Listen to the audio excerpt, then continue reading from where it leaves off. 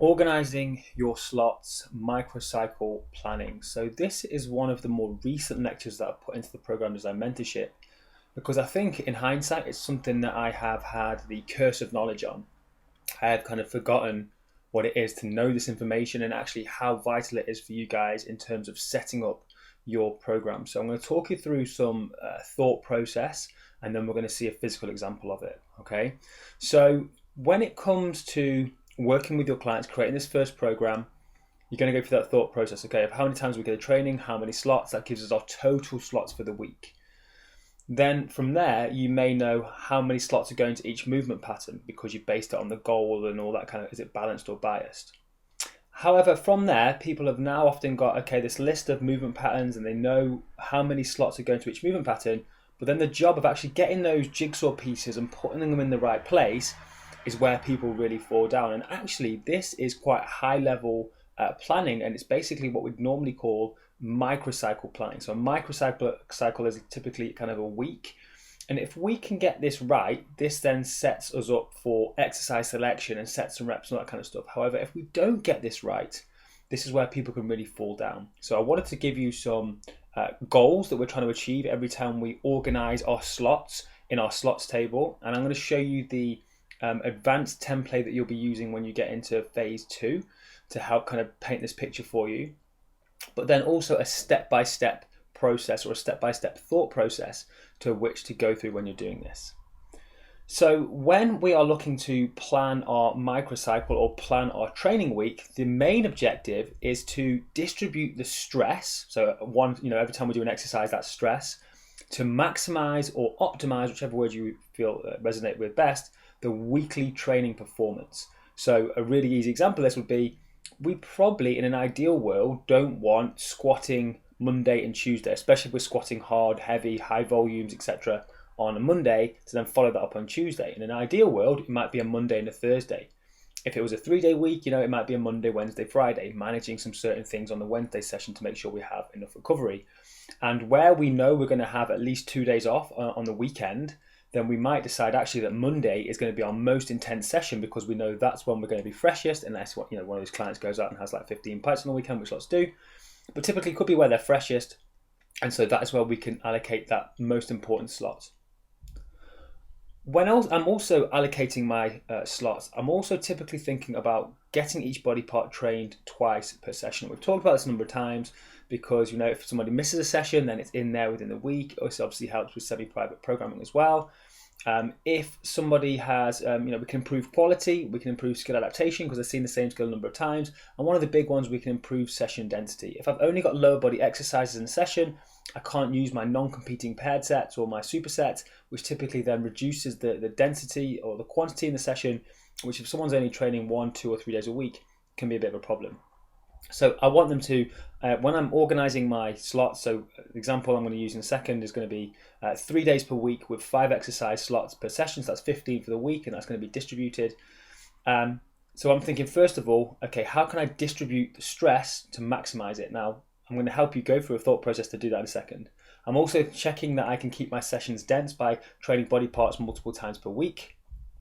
And I'm looking to see, can I provide appropriate recovery? So this really feeds into point 1, where, as we said before, if I'm having 2 sessions back to back, Monday and Tuesday, and they're both like heavy deadlifts, I'm probably not allowing enough recovery between sessions. Now, there's an asterisk there because sometimes we don't work with athletes whose schedule is built around training. Actually, they're trying to fit in training when they can, and some people have to train back-to-back consecutive days. That's okay. There's some modifications we can make, but where possible, especially with the bigger movements, I want to distribute them over the week to allow the most amount of recovery between sessions, which means the most amount of stress can be applied within a session. So they're my goals, right? When I've got my 15 slots, I'm going to distribute over the week. I'm trying to distribute them to maximize training, stress, and recovery across the week to allow me to train body parts twice a week, and then also allow me to pair exercises together, which will allow me to create session density. So with that said, they're great goals to have, but what does that actually mean when you come down to allocate your slots to the slots table before you can start putting them together and start to actually choose the exercises?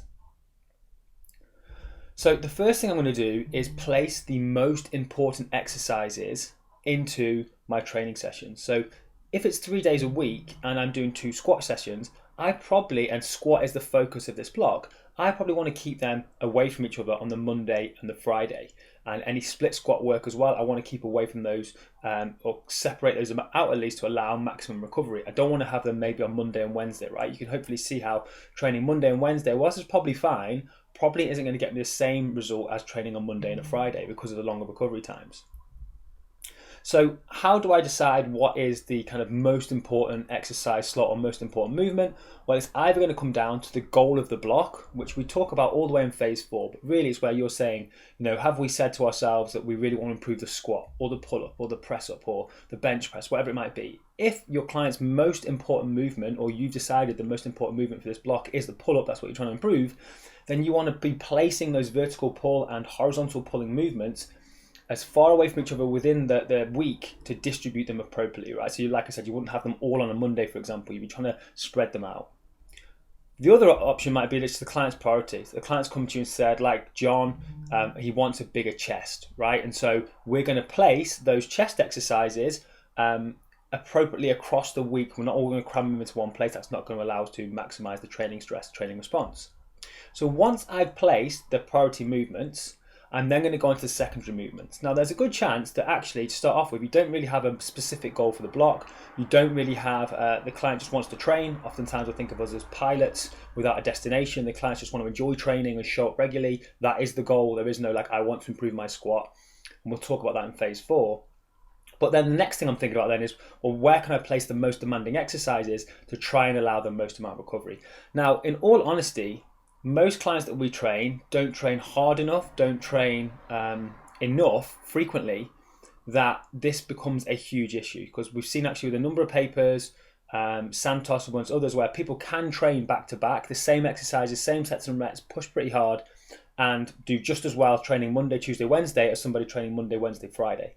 But I still think it's good practice for us to try and distribute it.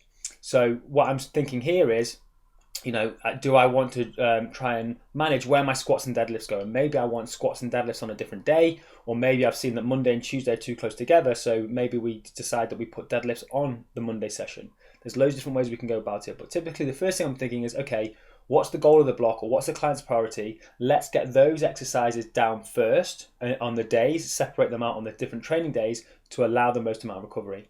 Next up, I'm thinking about the most demanding exercises, which typically squatting, squatting and deadlifting are going to be the most demanding. So I'm going to try and spread those out as much as I can, as well as split stance work I should have added in there, so things like lunges and split squats. And then the rest of the exercises, I'm going to place in around those like kind of jigsaw pieces, kind of filling in the sand, right? Get the big rocks in place, get the priority movements in place, get the most demanding movements in place. And then from there, I can fill in the little rocks. And that's going to be to allow me density. So we're looking at complementary patterns on different days. So I haven't got all my lower bodies on one day, or I haven't got too many pushing exercises on one day because I don't really want to pair a vertical push with a horizontal push, for example. So I'm trying to keep those apart and looking at complementary pairs. So have I got a certain, like an equal number of like upper and lower exercises and pushing, pulling exercises that's going to allow me to form these kind of complementary patterns, like we said, upper and lower, or a push and a pull exercise can go together well, a hip hinge and a press, or a supine hinge and a pull, squat and a pull.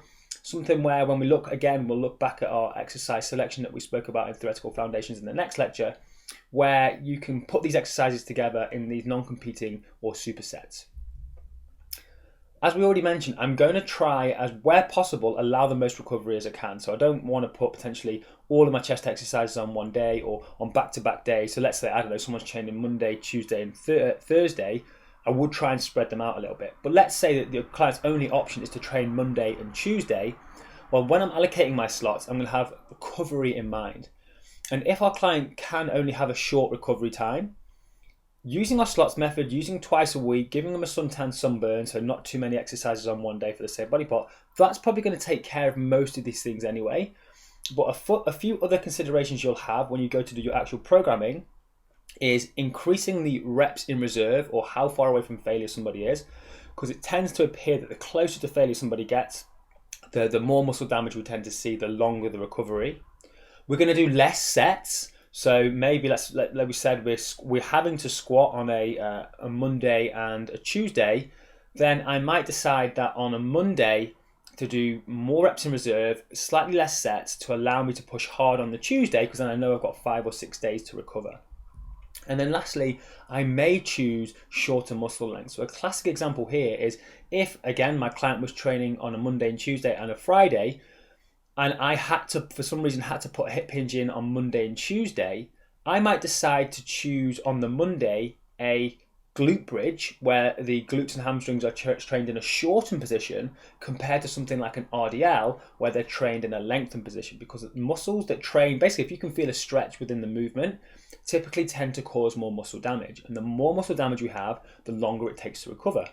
So if I have the unfortunate scenario where I do have to place 2 movement patterns very close together, 2 slots very close together in terms of training proximity, like literally the next day, and some people train in the evening, they train the next morning, and you're looking at maybe only like 12 hours recovery, something like that, then I'm going to be thinking about that exercise that comes before the second one, the session that comes before the second one, soon after, of having more reps in reserve, doing less sets, and then trying to choose exercises that don't train muscles at their longest length.